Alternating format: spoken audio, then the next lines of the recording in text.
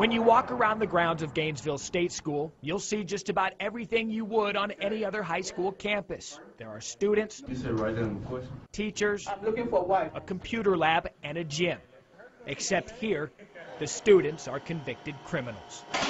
It's an incarceration facility for kids that have violated the law. Each day starts at a tiny dorm room they call home and continues marching from class to class, abiding by a strict schedule. In fact, the one thing that makes them feel like kids again is football. It's like you the role model on campus, you know what I'm saying? Everybody want to play on the football team. Just to put on a Tornadoes uniform is a reward, not a right. You must have good behavior and good grades. Not to mention, every game is played on the road, but it's worth it to escape on Friday nights and enjoy a small piece of freedom they gave up. But each week, there comes that constant reminder of who they are and what they've done. They don't treat us as a regular person in the world. They treat us like we're just some alien just somewhere out of nowhere. I mean, they look at us like animals in a cage, like we don't deserve a second chance or another opportunity to be something in life. After hearing the ridicule and losing 8 straight weeks, the Tornadoes were once again on the road, traveling to play private school Power Grapevine Faith for the first time, who had moved up a division. Their head coach, Chris Hogan, had a game plan in mind, and it had nothing to do with football. We were going to show them that in this country, if you make the right decisions, people will get on your side and support you, and it doesn't matter what your background is, you can make it. In a selfless suggestion, Coach Hogan sent out an email and requested his fans, his players, parents, do something so out of the ordinary in the football culture. He asked them to cheer for Gainesville State. These young men will not have any fans outside of the faculty from their own school. Their parents will not be there. I want some Lion fans to sit on the visitor side and cheer for the Gainesville team throughout the game. I thought, okay, this is cool that Chris wants us to do this, leading up to it. But getting there that night, it was so easy to transition from being a fan for the Faith Lions to a fan for the Tornadoes. You know, the idea of giving and just being there to support those kids, those young men that have never had that before. So for the first time, the always on the road Tornadoes would feel as if they were at home. And as kickoff approached, it was obvious something was different.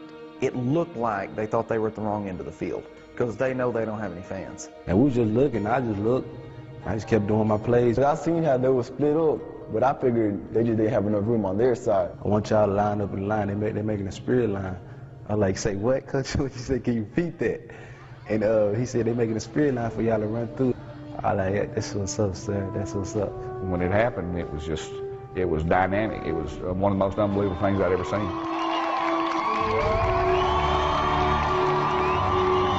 When I ran through this, like I felt like it was just like like angels or something. That's all I felt. Because I was just running through as fast as I can. I just feeling wind rushing my face. That feeling of being unleashed lasted throughout the game, and so did the cheers.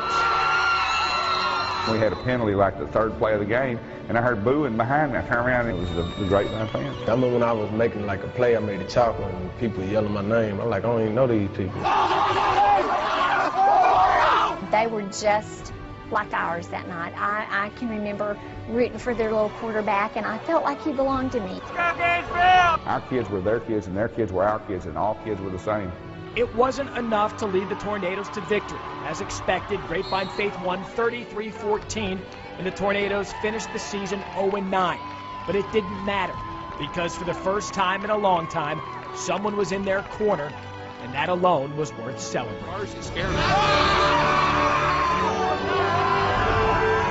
I was like, hey, y'all, this going to get close, man. I don't care if we lost or not, man, because I was feeling good. I feel like we was in the Super Bowl championship game or something. Like, we won that. I mean, winning, like, in our heart, spiritual-wise, I mean, we won. I've been in state championships of different kinds, and there's nothing was like this, nothing. Isaiah and the rest of the Tornadoes will never forget the feelings they had on that night. And while it didn't erase the mistakes they've made, it showed 14 teenagers that regardless of the bad things they've done in their past, there was reason to look ahead. I cried. when after the game, I went back to my room, I cried. I think that your family are the only ones that love you. God ain't the only one love you. Other people love you too. This is what I was hoping and praying would happen. I hope that it gave them hope. I see the world in a different way now. I mean, I don't just see like I'm the victim no more. So much love because, you know, I came from a broken home family. So, I mean, having all that love, it just rose my spirits up. They got to be kids that night. They got to be a teenager and experience Friday night football in Texas.